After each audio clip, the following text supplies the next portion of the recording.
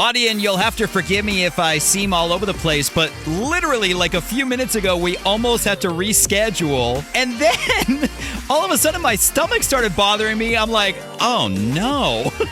Yeah, dude. So I might be a little all over the place. Hey, man, you're a trooper. We got to push through. That's what we got to do. But let's do this.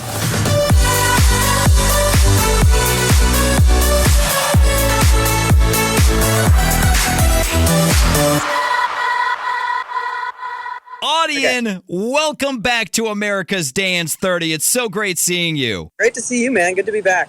Thanks for having me. Congratulations on the incredibly successful Progressive House Never Died tour. Thank you. I love how you just smack everybody in the face with that name. How has the tour been? Dude, it's been amazing. I mean, it proven what I knew was already true, which was people love Progressive House. I mean, everyone has a different idea of what Progressive House is, but like my idea of it personally is that high energy, emotional dance music that I feel like we kind of got away from in the past 5 years. There was just that anthemic, those moments at the festivals, like just those songs that everyone knew, like just those moments. I wanted to create those again. And I think we did that, man. I really do. I definitely think you have. And it's kind of cyclical. I mean, we've all seen it. You know, it kind of went through that phase where everything sounded like the Jack U sound and the Major Lazer sound.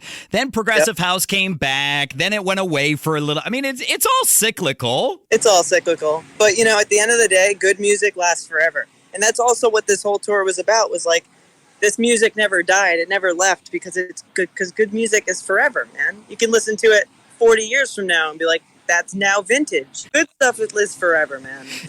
It really does. I mean, you can listen to like old Armin stuff. Like first song that pops into my head is like Burned with Desire. And it's still such an amazing song. And that's got to be like 80 years old at this point. Dude, yeah. I mean, it's older than him, believe it or not. It came out before he did. Yeah, it did. But that's what it's all about. It's about appreciating not only the new stuff, but what has already happened and blending them together, creating like that sort of dichotomy of old and new. It's like a juxtaposition. And I did that on the tour. I played a lot of classics mixed with a lot of new stuff. And it was like you couldn't even tell the difference because it's just good music is good music. Well, speaking of new good music, before we talk about your new smash, Drifting Away, and find out how it all came together with Joe Jury, let's get to know Audien once again a little better with Finky's Firsts. All right.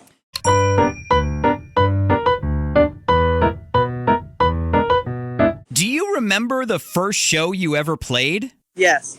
I was opening for the opener of Armin at Roseland Ballroom in New York City, which is a huge jump from never playing a show to playing a show.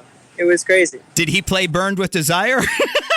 He may have. I don't remember. I don't even remember last week, but I can tell you right now, it was an amazing first show. I was very lucky. How did you do? I think I did very well. Believe it or not, a guy named Zach Roth, he kind of makes more of the deeper progressive stuff. He invited me to do it with him, and we did like a B2B. It's like he kind of like took me under his wing, and he's just like such an amazing dude to give me that opportunity, and it was just like so cool. I took Metro North into New York, the train, because I lived in Connecticut still, and I got to do that, and it was crazy. I had never been to a concert before I played the show. Oh my God! That was my first concert and show. That is amazing and such a trip down memory lane. Now, speaking of your shows, anybody that has been to an Audien show knows the incredible energy that you bring when you're on stage.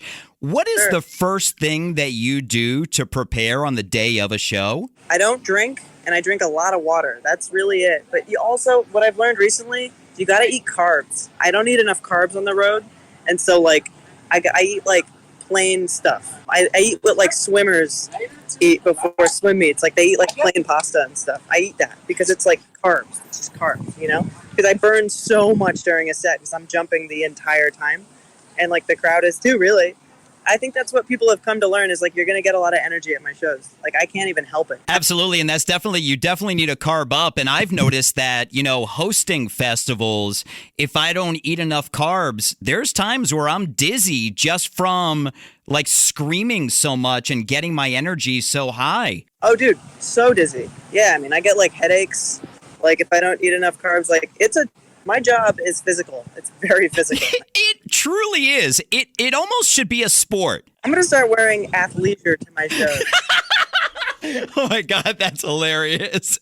Well, we were talking about your Progressive House Never Die tour. Do you remember the first Progressive House song you fell in love with?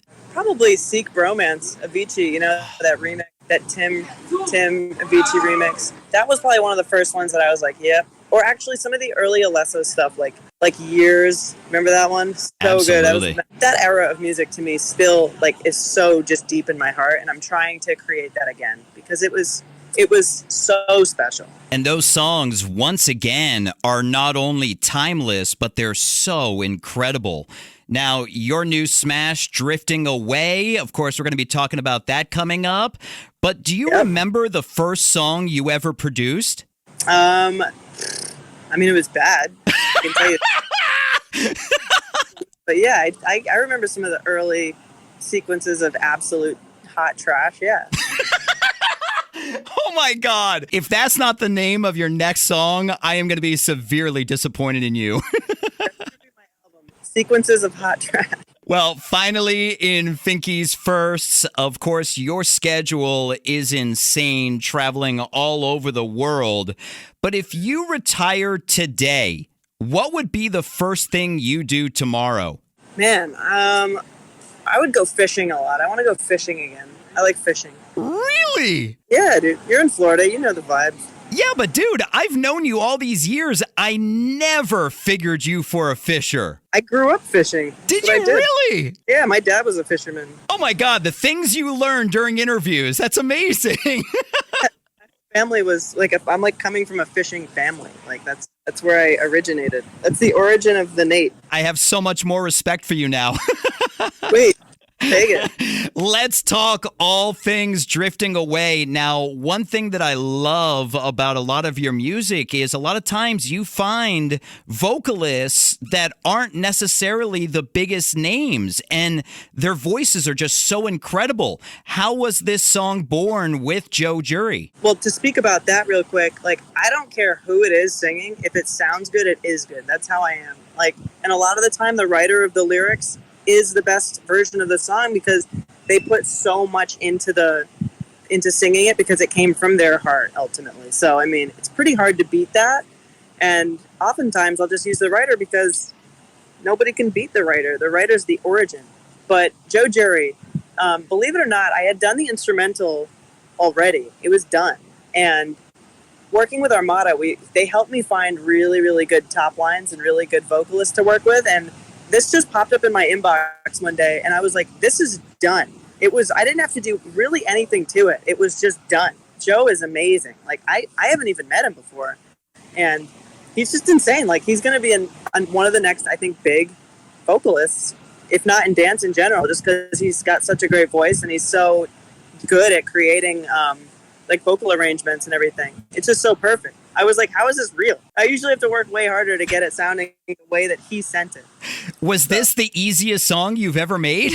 Yes, absolutely. Now, you said you already had the instrumental done. How long ago had you had it done? About 3 weeks. The song sounds like the tour. Like, it reminds me of everything I was playing on the tour. So, like, I was clearly just in that space when I made it. So it's really organic the way it came about. But yeah, it was really quick the way it happened. Now, something that I love to find out, and I know you're a perfectionist, so I love hearing how many different tweaked versions there are of the song from when it started as the instrumental to when you finally put it out. I mean, there's usually like 50 to 60, but with this one, we're like in the 20 range, which is pretty low. I mean, it's still a lot, but that's low compared to Audien standards. It's like a V20er. Well, congratulations. It is an amazing song. What is next for Audien? More shows, obviously more music. I'm working on awesome, more progressive stuff, just like that, the high energy, emotional stuff. I'm just in that space right now, and I'm working with Codeco on a song. He's like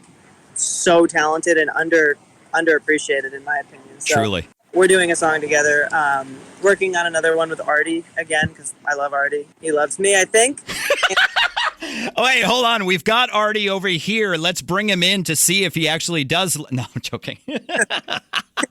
He'd probably be on the spot. He'd probably say he does. What else? I mean, I have like 5 songs in the works. It's hard working on more than one. Well, can't wait to hear everything that's coming from you, Audien. It is so awesome. Always seeing you. Thank you for your time on America's Dance 30. Thanks, brother. Thanks for having me.